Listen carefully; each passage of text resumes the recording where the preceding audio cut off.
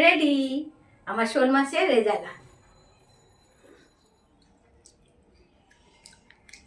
দারুণ সুন্দর হয়েছে।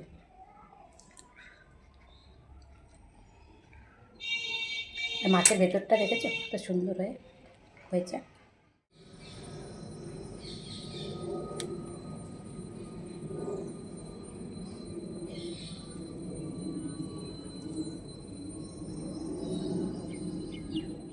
আজকে এসেছি বাজার থেকে শোল মাছ।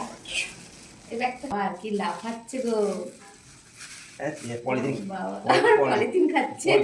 ওই সময় ধরো, ওই সময় ধরো। ও বাবা দারুণ, শোল মাছ নিয়ে এসেছে। দারুণ হয়েছে, দারুণ হয়েছে।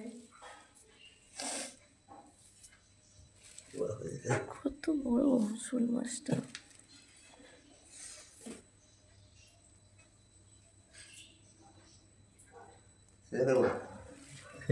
দেখো কপিস করবে, দেখো এত বড় মাছ।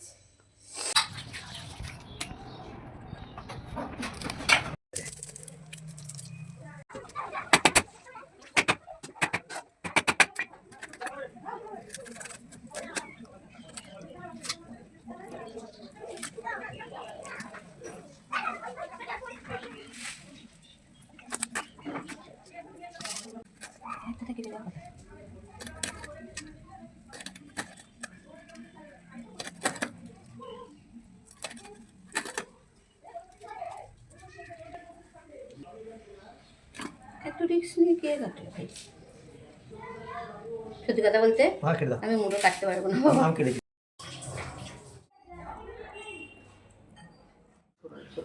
বড় সাইজের স্টিলের কড়াই মেয়ে অর্ডার করে দিয়েছিল, সেটা আজকে এসে গেল। এটা কোনো প্রমোশন না, আমি একদিন দেখেছিলাম কড়াইটা, সেই কারণে মেয়েকে বলেছিলাম যে আমাকে একটা এরকম কড়াই কিনে দিস তো, তাই মেয়ে অনলাইনে অর্ডার দিয়ে দিয়েছে। পিছন দিকটা দেখো, মোবাইল নাম্বার লাস্ট বলছি। এটাও ননস্টিকে বসবে? ননস্টিকের গুলো স্নান করে নিয়ে এই নতুন কড়াইটাই আজকে উদ্বোধন করব। এই যে মৌরি, পোস্ত আর সাদা তিল, চিনে বাদাম ভাজা আর দুটো কাঁচা লঙ্কা, এগুলো আমি বেটে। মৌরির যে নিজস্ব একটা ফ্লেভার আছে না, সেটা ভীষণ ভীষণ ভালো, মানে এই রান্নাটার জন্য খুব ভালো। আর মৌরিটা পেটের জন্য খুবই ভালো। পোস্ত হচ্ছে ঠান্ডা, পেট ঠান্ডা করে। কারো যদি লুজ মোশন হয় না, পোস্ত শরবত করে খায়, খেলে লুজ মোশন ভালো হয়ে যায়। আর সাদা তিল তো শরীরে মানে কত রকমের উপকার আছে। সাদা তিলটা মানে কী বলবো, প্রচুর প্রচুর। ব্লাড প্রেশার নিয়ন্ত্রণ করে। হয়ে গেল বাটা।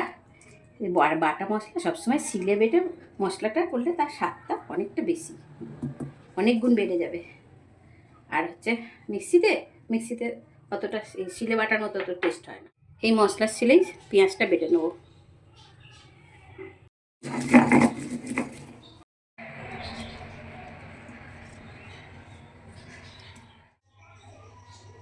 মাছে একটু অল্প করে হলুদ মাখিয়ে নেব।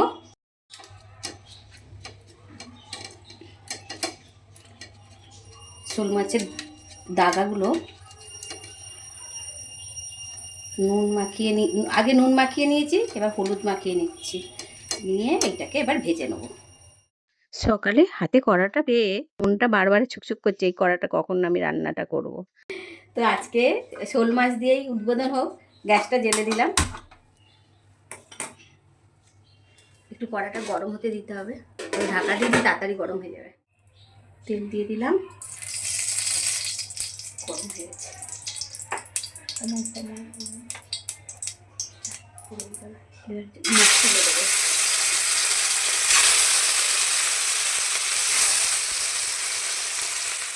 শোল মাছ বেশি ভালো ভাজবো না, হালকা করে ভাজতে হয়, কেন জ্যান্ত শোল মাছ তো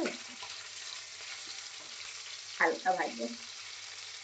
এক পিঠ ভাজা হয়ে গেছে, আরেক পিঠ ভাজবো। তো কড়াটা মোটামুটি বেশ বড়ই হয়েছে, 2 কিলো মাংস আরামসে নাড়া যাবে।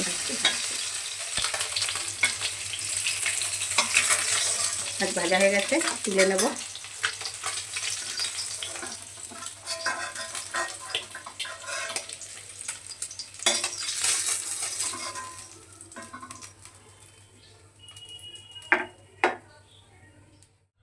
ফোড়নের জন্য দুটো দারচিনি, 3টে ছোটো এলাচ, আর এই লবঙ্গ আর হচ্ছে গোলমরিচ একটু ফোড়ন দিয়ে দিলাম।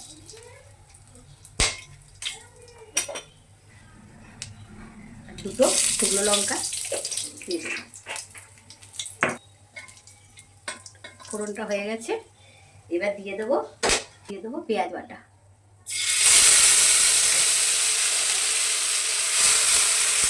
অ্যালুমিনিয়ামের কড়াইয়ের থেকে স্টিলের কড়াই খুবই ভালো, আর রান্না করতেও আমার বেশ ভালোই লাগছে। পেঁয়াজটা একটু ভালো করে ভেজে নিই, তারপরে দেবো অল্প একটু চিনি দিয়ে দিলাম, 1 চামচ আদা বাটা দিয়ে দিলাম, কাঁচা লঙ্কা কুচি দিয়ে দিলাম। ভালো করে ভাজতে হবে পেঁয়াজের গন্ধটা যাওয়া পর্যন্ত।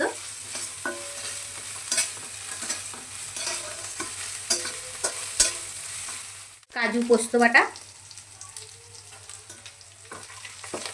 একটু জল দিই মশলাটা ভাজাতে, সিলভ জল।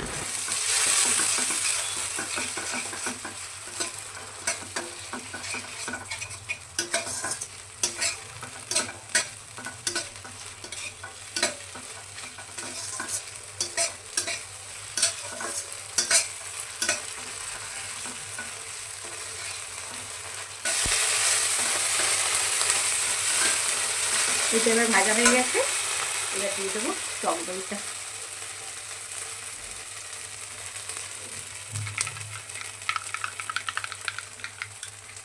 তবে ফাটা হয়ে গেছে ভালো।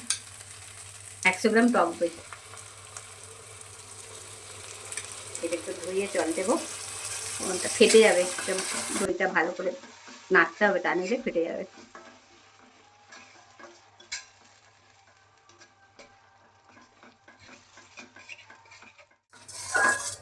এটা ভালো করে ভাজতে হবে, এবার একটু চাপা দিয়ে দেবো যাতে এটা ভাজা হয়ে যাক, তারপরে জল দেবো। একটুখানি ভাজা হয়ে যাক।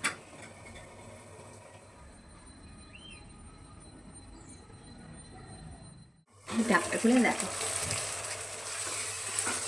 এইভাবে গ্রেভিটাকে ভালো করে ভাজতে হবে।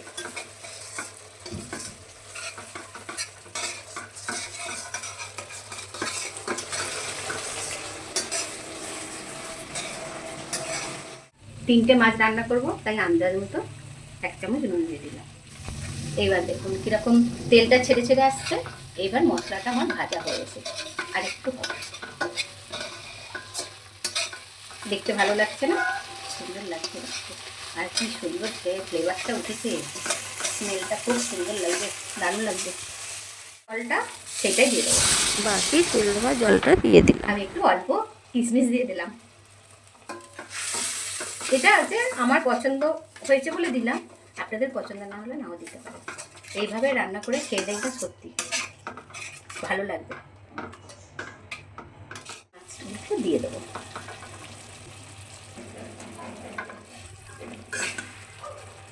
একটু উল্টে দেবো।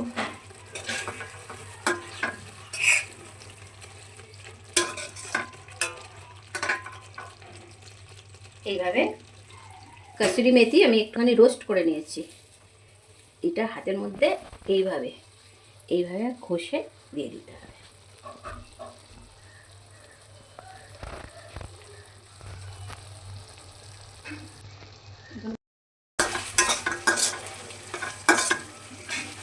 রান্নাটা হয়ে গেল মা, এবার এটা নামিয়ে নেব।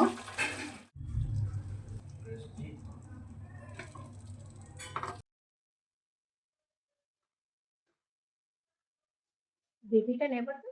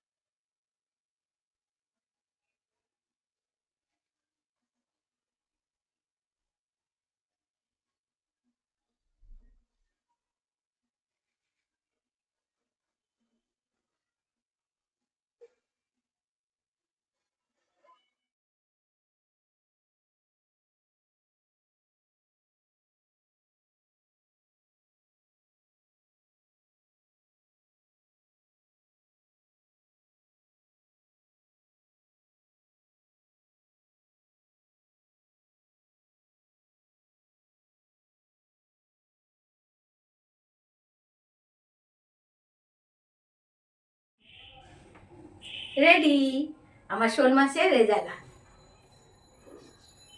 কেমন হয়েছে? বানিয়ে তো ফেললাম শোল মাছের রেজালা। কাতলা মাছের রেজালা হয়, আমি আজকে শোল মাছের রেজালা বানিয়েছি।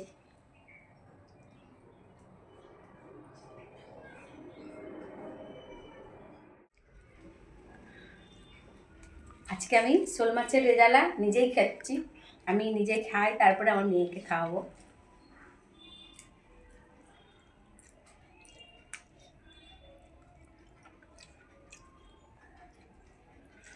ভালো হয়েছে? দারুণ হয়েছে, আমার তো ভালো লেগেছে। জানি না বাকি সবার কেমন লাগবে।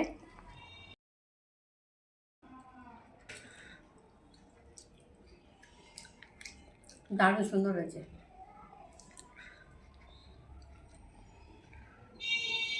মাছের ভেতরটা দেখেছো কত সুন্দর হয়েছে। শোল মাছ সবসময় হালকা করেই ভাজতে হয়।